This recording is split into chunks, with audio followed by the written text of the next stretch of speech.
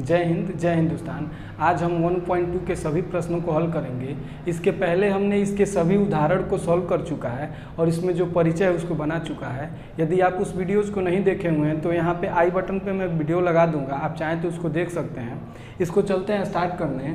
जो है 1.2 का पहला प्रश्न, 1.2 के प्रश्न में 7 प्रश्न दिए हुए हैं जो बड़े ही आसान के प्रश्न हैं और इम्पोर्टेंट भी हैं। यदि हम लोग उसको बनाते हैं तो आसानी से बनते हैं और बहुत उपयोगी भी हैं। सबसे पहला प्रश्न बोल रहा है, निम्नलिखित संख्याओं को अभाज्य गुणनखंडों के गुणनफल के रूप में व्यक्त कीजिए। यानी कि सबसे पहले अभाज्य गुणनखंड के रूप में इसको बनाना है और तब इसके गुणनफल के रूप में बनाना है। जैसे आप जानते हैं कि अभाज्य संख्याएं होती हैं जो 2, 3, 5, 7, 11, 13, 17, 19, उसके बाद 23, ऐसे करके 29, 31 तक की जितनी संख्याएं ये अनंत तक होती हैं ये अभाज्य संख्याएं होती हैं। अभाज्य संख्या को यदि मैं आपको एक बार और रिकॉल कराऊं तो ऐसी संख्या जो एक और स्वयं के सिवा किसी भी संख्या से नहीं कटती है उसे अभाज्य संख्या कहते हैं। तो आप देख रहे हैं कि 2, 3, 5, 7, 11 ऐसे 13, 17, 19 में कोई भी ऐसी संख्या नहीं है जो एक और स्वयं के सिवा किसी भी नंबर से कट जाए। तो इस तरह अब हम लोग पहले प्रश्न को बनाते हैं। बोल रहा है कि 140 को हमें क्या करना है, अभाज्य गुणनखंड के रूप में लिखना है।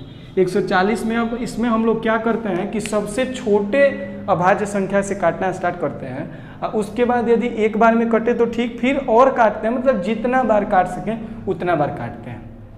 तो 140 को काटे हम लोग तो यह 2 से कटेगा, 2 7 14 और 2 जीरो यहाँ पे उतर गया। उसके बाद 2 से फिर काटेंगे, 2 तिहाई 6 और यहाँ 1 हासिल गया तो 10 हो गया, 2 5 10। इसके बाद ये अब आप देख रहे हैं कि 2 से कटेगा नहीं और 3 से यह नहीं कटेगा क्योंकि इसके अंकों का योगफल 5 और 3 8 है, यह नहीं कटेगा। तो 3 से यहाँ पे ये कट नहीं पाएगा तो इसको काटेंगे 5 से, 5 7 35 और फिर 7 से एक बार में। यदि हम लोग इसको लिखें तो 140 बराबर 2 गुणे 2 गुणे 5 गुणे 7 लिख सकते हैं। अब इसको यदि हम लोग इसको पावर के रूप में लिखें तो 2 पघात 2 गुणे 5 गुणे 7 के रूप में इसको लिखा जा सकता है। यही है 140 का प्राइम फैक्टराइजेशन। यदि मैं आपको बताऊं कि आपको थोड़ी सी बातों को जान लेना चाहिए कि कौन सी संख्याएं 2 से कटेंगी, कौन सी संख्याएं 3 से कटेंगी, कौन सी संख्याएं 5 से कटेंगी। जैसे ऐसी संख्या जिसके इकाई के अंक पे 0, 2, 4, 6 या 8 आ जाए वे संख्याएं 2 से कट जाती हैं, आराम से 2 से कटेंगी। और जिनके अंकों का योगफल यदि क्या करें कि निकाल लें हम लोग और वह हो जाए 3 से डिवाइड हो जाए पूरी तरह तो फिर वह संख्या 3 से डिवाइड हो जाएगी। और 5 की मैं बात बताऊं तो 5 के यदि इकाई के अंक पे 0 आ जाए या 5 आ जाए वह संख्या 5 से कट जाएगी। जैसे आप देख रहे हैं इकाई के अंक पे 5 आया हुआ है तो यह 5 से कट जाएगा। यह 5 से भी कट जाएगा 140, लेकिन हम लोग सबसे पहले अभाज्य संख्या के सबसे छोटे नंबर को लेते हैं, इसीलिए हम लोगों ने इसको 2 से काटा हुआ है। दूसरे संख्या को देखें तो यह है 256, यानी कि 256 को क्या करना है, प्राइम फैक्टराइजेशन करना है अभाज्य गुणनखंड। यह 2 से कटेगा क्योंकि इकाई के अंक पे 6 है तो 2 क्रम 2, 2 दूनी 4 और 2 8 16। फिर 2 से काटेंगे तो 2 6 12, 2 4 8। मैं बोला हूँ ना कि 2 को आप जितना बार चाहे लिख सकते हैं लेकिन डायरेक्ट आप भाज्य संख्या से नहीं काटेंगे।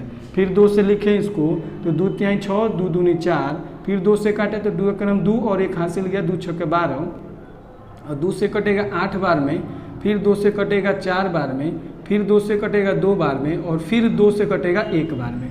अब ये 2 से केवल कटा हुआ है, इसीलिए बोला है अभाज्य गुणनखंडों के गुणनफल के रूप में लिखने हैं। यह गुणनफल के रूप में हम लोग यहाँ लिखे हुए हैं। इसको लिखे 256 तो लिख सकते हैं 1 2 3 4 5 6 7 8 तो 2 है तो 1 2 3 4 5 6 7 और 8, 1 2 3 4 5 6 7 8, ये 8 ठो ये क्या हो गया, इसके गुणनफल के रूप में हो गया। आप चाहें तो इसको 2 पघात 8 के रूप में भी लिख सकते हैं, अन्यथा इतना छोड़ सकते हैं। यदि तीसरा नंबर देखें हम लोग तो तीसरा है 3825। यदि 3825 का हम लोग प्राइम फैक्टराइजेशन करते हैं अभाज्य गुणनखंड, यह हो जाता है। अब आप देख रहे हैं कि यह 3 से कटेगा कि नहीं, 2 से तो कटेगा नहीं क्योंकि इकाई के अंक पे यहाँ पे 2 4 6 8 में नहीं है। 3 से देख लेते हैं, 5 2 7 8 7 15 3 18 यानी कि यह 3 से आराम से कट जाएगा। 3 एकम 3, 3 दूनी 6, हासिल आया यहाँ 2, 22 हो गया, 3 7 21, 3 5 15। आप यहाँ देख रहे हैं 5 आया हुआ है, फिर देखते हैं 3 से कटेगा कि नहीं।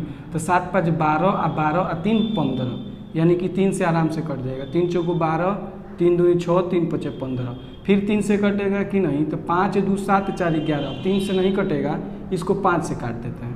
5 8 40 और यहाँ से 2 गया, 5 5 25। फिर 5 से कटेगा, 5 का नाम 5, 5 7 35। अब आप देख रहे हैं कि 17 जो है एक खुद अभाज्य संख्या है, तो ये 17 17 से कटेगा एक बार में। 3825 को लिखें हम लोग गुणनखंड के रूप में। 2 3 है तो लिख सकते हैं 3 × 3 × 2 5 है तो 5 × 5 × 1 17 है। इसको यदि पावर के रूप में लिखें तो लिख सकते हैं 3 पर घात 2, क्योंकि 2 है 3 गुणे 5 पर घात 2, यानी कि 5 2 बार है इंटू 17। ये हो जाएगा हमारा अभाज्य गुणनखंड के रूप में। यदि हम लोग चौथे नंबर को देखें तो चौथा है कि 5005 है क्या 5005। अब आप यह देख रहे हैं कि 2 से कटेगा नहीं, और 3 से देख लें तो 5 5 10 अंकों का योगफल हो रहा है, ये भी 3 से नहीं कटेगा, तो इसको काटना पड़ेगा 5 से। 5 से काटे तो कट जाएगा ये 5 का नाम 5, 2 0, 5 का नाम 5 हो गया 1001। अब 1001 किससे कटेगा, तो 5 से कटेगा नहीं, 7 से देख लेते हैं कटेगा कि नहीं। तो 7 का नाम 7, 3 हासिल गया, 7 चौको 28 और 7 3 का 21, यानी कि 7 से यह कट जाएगा, काट देते हैं। 7 का नाम 7, यहाँ 10 हुआ, 3 इधर गया तो 20 हो गया, 30 हो गया, और 7 चौको 28 हो गया, यहाँ से 2 गया तो 7 3 का 21 हो गया। अब 143 आप देख रहे हैं 7 से कटेगा कि नहीं, तो 7 दूनी 14, 3 से कटेगा नहीं, तो इसके बाद 11 से काटते हैं। 11 का नाम 11, और यह यहाँ 3 गया तो 11 3 33। अब आप देख रहे हैं 13 जो है एक बार में कटेगा। यदि 5005 को गुणनखंड के रूप में लिखें तो 5 × 7 × 11 × 13, ये हो गया अपना चौथा। पाँचवें को बनाए हम लोग, तो पाँचवा है थोड़ा सा मेहनत वाला, क्योंकि 74 29 है। अब 74 29 को आप काटेंगे तो यह 2 से कटेगा नहीं, और 3 से देखिए तो 3 से 7 और 2 9 और 4 13 और 7 20, ये 3 से नहीं कटेगा। 5 से तो कटेगा नहीं, क्योंकि इकाई के अंक पे 0 या 5 नहीं है। 7 से देखें तो 7 का नाम 7, यहाँ 2 हासिल लेंगे, 7 6 42, और ये 7, ये 7 से भी नहीं कटेगा। 11 से काटे तो 11 6 66, और 8 यहाँ जाएगा 62, 11 7 77, 5 69, यानी कि ये 7 से भी नहीं कटेगा, 11 से भी नहीं कटेगा। इस तरह करके आप 13 से भी देखेंगे तो ये 13 से भी नहीं कटेगा, और उसके बाद 13 के बाद आप देखेंगे तो ये 17 से कटेगा। 17 से काटें इसको तो कितनी बार में कटेगा, तो 17 चौको 68 होता है, तो 68। अब यहाँ से ये आप चाहें तो यहाँ पे ऐसे भाग भी कर सकते हैं। यहाँ पे 17 से 17 चौको 68 हुआ, आप देख रहे हैं यहाँ बच गया 6, यहाँ 2 हो गया, 17 3 51, यहाँ बच गया 11 और 9, और 17 में यदि टेबल पढ़ें तो 17 7 119 होता है, तो 17 7 119 यह कट जाएगा, यानी कि 437 बार में ये पूरा कटेगा। अब 437 बार में आप चाहें यहाँ भाग कर सकते हैं, नहीं तो यहाँ डायरेक्ट लिख सकते हैं।